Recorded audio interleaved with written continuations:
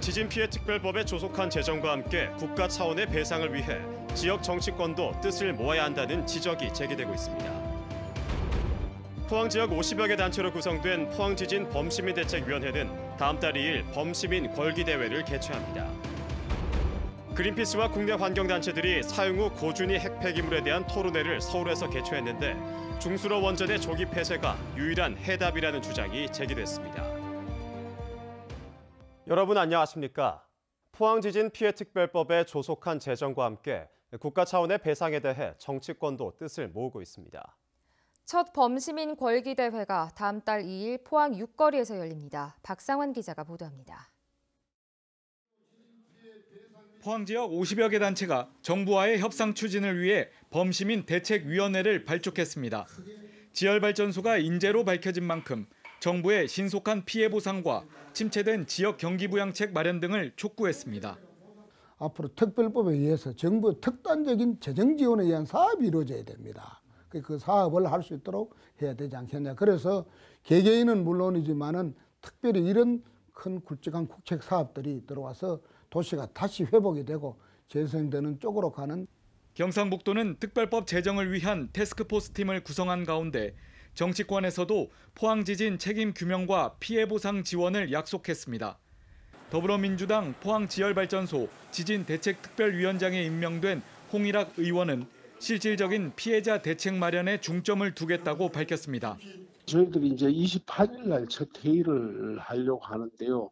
어떻게 하는 것이 가장 포항 시민을 비롯한 피해자들한테 도움이 될까 하는 방안을 지금 모색하고 정부 측과 얘기하고 있는 중입니다. 자유한국당은 포항 지진 피해 구제와 지원을 위한 특별법 제정을 추진하기로 했습니다. 이미 의총에서 의원 전원의 찬성에 추인을 받은 상태고요.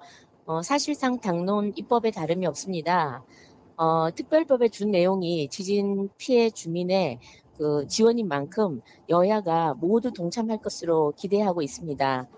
특히 특별법 제정에는 정파 없이 협력해야 한다는 시민들의 목소리가 커지고 있습니다.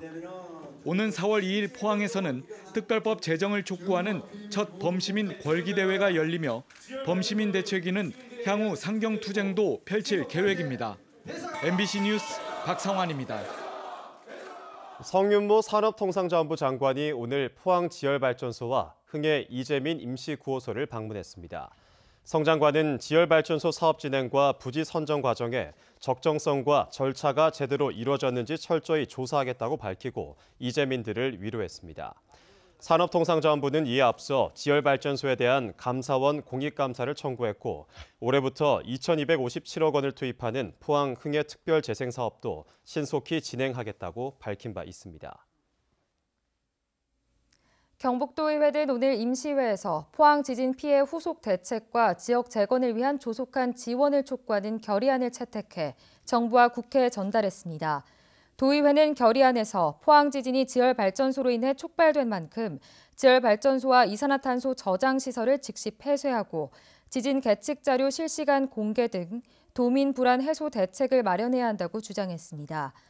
또 포항 지진 피해의 완전한 배상을 위해 특별법을 조속히 제정해야 한다며 손해배상과 도시 재건을 위한 기구 구성, 경제 회생을 위한 국책사업 우선 배정 같은 특단의 대책이 필요하다고 요구했습니다.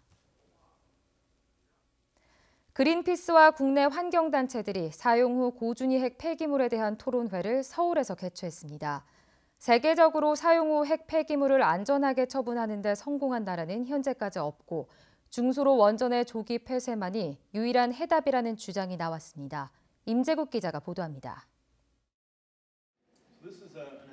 그린피스 숀 버니는 원자력 발전소의 상업 운전이 60년을 넘었지만 사용 후 핵 연료에 대한 안전한 처분 방식을 마련한 나라는 없다고 주장했습니다. 또 각국에서 사용 후 핵 연료를 지하 심층에 처분하는 것을 대안으로 제시하고 있지만 위험성이 많아 중단하고 있고 원전 냉각 수조에 보관하는 방식도 일본 후쿠시마 사고처럼 심각한 오염을 유발할 수 있다고 밝혔습니다. Deep geological disposal is not solving the problem. There's many risks of putting high-level nuclear waste underground, seismic risks, the water migration, so you have lots of groundwater.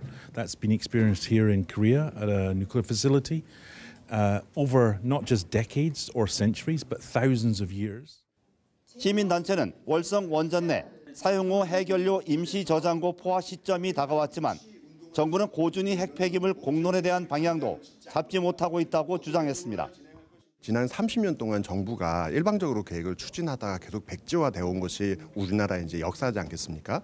따라서 저는 빨리 돼야 된다라고 이제 급하게 재촉하는 것이 중요한 것이 아니라 핵발전소 인근 지역 주민들과 국민의 의견을 모아서 제대로 된 공론화를 하는 것이. 고준위 핵 폐기물의 장기적인 해결책이 없는 상황입니다. 그런 상황에서 우리 지역에 계속 고준위 핵 폐기물을 양산을 하고 저장을 하는 것은 옳지 않다라고 생각을 하고요. 그래서 이제 월성 2, 3, 4, 5기의 조기 폐쇄가 지금으로서는 현실적인 답이다라고 생각합니다. 국내 원자력 발전소 가동 이후 쌓여 있는 고준위 핵 폐기물은 16,000여 톤. 정부의 사용 후 핵연료 재공론화위원회 구성을 앞두고 원전 지역 주민들은 물론 환경단체 등의 관심이 집중되고 있습니다. MBC 뉴스 임재욱입니다. 경주시 원전 범시민대책위원회는 오늘 청와대와 국회 산업통상자원부를 방문해 원전과 방폐장 관련 약속 이행을 촉구하는 건의서를 전달했습니다. 대책위는 방폐장을 유치한 후 13년이 지났지만 지원사업 이행률은 60%에 불과하다며 한수원 6개 협력업체와 3개 공공기관 이전을 요구했고 사용 후 핵연료를 경주가 아닌 다른 지역에 임시 저장시설을 지어 옮기겠다는 정부의 약속을 지킬 것을 주장했습니다. 지방인구 감소와 고령화로 인한 인구 감소세 속에서 경주시는 오늘 인구정책 발굴을 위한 심포지엄을 개최했습니다. 이번 심포지엄은 모든 세대의 삶의 질 보장에 중점을 둔 사업 발굴을 위해 청년 일자리와 4차 산업, 인재개발, 청년 창업 등 다양한 분야의 인구 정책을 모색하기 위해 열립니다. 한국고용정보원은 급속한 인구 감소세로 전국 228개 시군구 가운데 39%가 30년 내에 소멸될 수 있다고 밝혔고 경주시도 이와 같은 소멸 위험 지역으로 분류된 바 있습니다. 요즘 동해안에선 어장을 지키려는 주민들과 수산물을 더 많이 잡으려는 다이버 사이에서 밤마다 문어 전쟁이 벌어지고 있습니다. 주민들은 어장을 지키기 위해 밤새 보초까지 서고 있는 실정인데 애매한 단속 법규가 갈등을 키우고 있습니다. 이규설 기자입니다. 상생의 손으로 유명한 경북 포항시 대보 앞바다. 아름답고 평온해 보이는 이곳은 해가 지면 전쟁터로 변합니다. 값비싼 동해안 명품 수산물 문어 때문입니다. 마을 어장을 지키려는 어민들과 문어를 한 마리라도 더 잡으려는 다이버 모두 한치의 양보도 없습니다. 짠문어는 검사해야지. 죄졌어요, 제가. 문어는 밤에 불을 비추면 몰려드는 습성이 있습니다. 주민들은 다이버들이 밤마다 마을 어장에서 새끼 문어를 마구 잡아 씨를 말리고 있다고 호소합니다. 요거 새끼 깐지가 얼마 안 되는 이걸 잡아 씨를 말렸는데 이것도 합법이라고. 어촌에선 문어를 비롯한 수산물을 지키기 위해 컨테이너 박스를 설치해놓고 밤새 보초까지 서는 실정입니다. 이 어촌 마을에서는 해녀 30여 명이 6개 조를 짜 밤낮으로 보초를 서고 있는 실정입니다. 빨리 나오세요. 그러나 어민 대부분이 고령이어서 수산물을 지키기엔 어려움이 많습니다. 우리는 바다가 논이고 밭이고 은행이고 그거를 바다를 바라보고 나는 사는 사람이에요. 눈물이 나가. 내가 어젯밤에도 밤새들 자마시 못 자고. 애매한 단속 규정도 문제입니다. 전복이나 해삼 등 어민들이 씨를 뿌려 키우는 수산물은 캐가면 불법이지만 그 외 수산물은 작살이나 산소통 같은 도구만 쓰지 않으면 잡아가도 처벌할 수가 없습니다. 이러다 보니 문어 같은 건 다이버들이 마음대로 잡아가고 어민들이 키우는 수산물도 감시를 피해 몰래 캐가기 일쑤입니다. 잡힐 경우 1,000만 원 이하 벌금형에 처하지만 지난해 경북 해안에서 단속된 건수는 13건, 23명에 불과합니다. 그 불법이라고 하는 건 자기들도 알기 때문에 해삼이나 전복은 딱 숨겨놨다가 새벽에 와서 아무도 없을 때 모르게 이 차를 대놨다가 훔쳐가 도망가 버려요. 이 문제로 어촌마다 골머리를 앓은 지 10수년.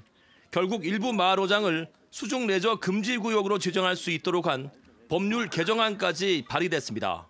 필요한 경우에 지방자치단체의장이 마을 어장구역 내에서 일정한 수중 활동을 갖다가 금지하도록 그 근거를 마련하는 데 뜻이 있습니다.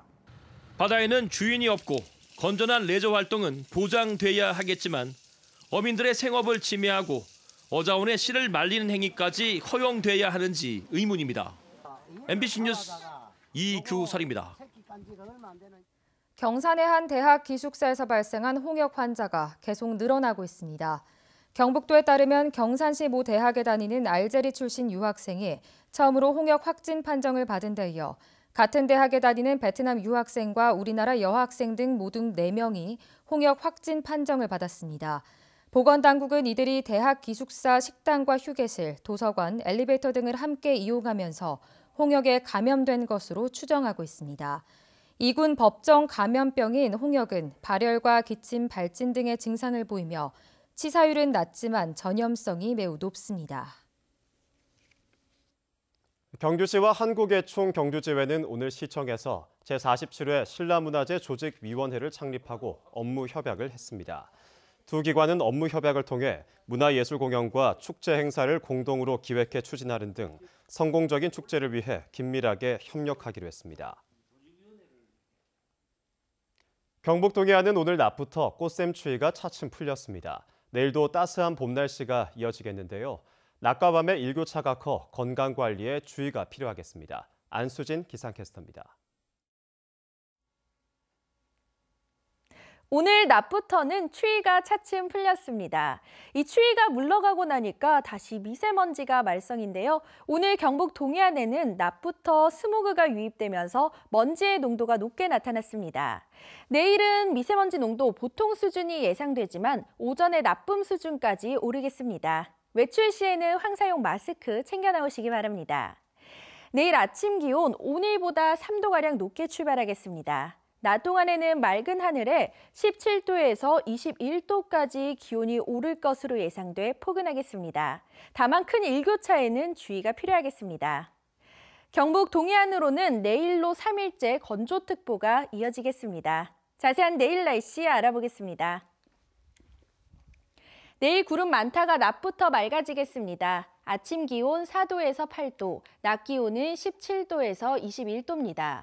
울릉도와 독도는 대체로 맑은 가운데 바람이 강하게 불겠습니다. 아침 기온 울릉도 9도, 독도 10도, 낮 기온은 울릉도 14도, 독도 13도입니다. 동해상은 대체로 구름 조금 지나는 가운데 바다의 물결 동해 전해상에서 최고 2.5m까지 일겠습니다. 당분간은 별다른 비 소식이 들어있지 않고요. 모레에는 낮 기온이 평년 수준을 크게 웃돌겠습니다. 이후에는 평년 수준의 봄 날씨를 보이겠습니다. 날씨였습니다. 경상북도는 오늘 전국 광역지자체 가운데 처음으로 한국전력공사와 복지시설 고효율 냉난방기 공동지원을 위한 업무 협약을 체결했습니다. 앞으로 경상북도가 매년 10억 원, 한전이 매년 10억 원씩을 부담해 도내 마을회관과 아동센터, 장애인시설 등 500여 곳의 냉난방기를 교체할 계획입니다. 냉난방기 교체는 노후된 순으로 하고 일부 시설은 일정 비율 자부담 비용을 부과할 계획입니다. 한동대학교는 286명이 생활할 수 있는 행복기숙사를 짓는다고 밝혔습니다. 행복기숙사 2호는 사업비 85억 원 중 77억 원을 한국사학진흥재단의 지원을 받아 건립되며 오는 2020년 1월 완공될 예정입니다. 지상 5층 규모로 휴게실과 세탁실 등 학생들을 위한 다양한 편의시설을 갖췄고 신축 기숙사가 완공되면 전교생의 80%가 넘는 3천여 명이 기숙사 생활을 할 수 있게 됩니다.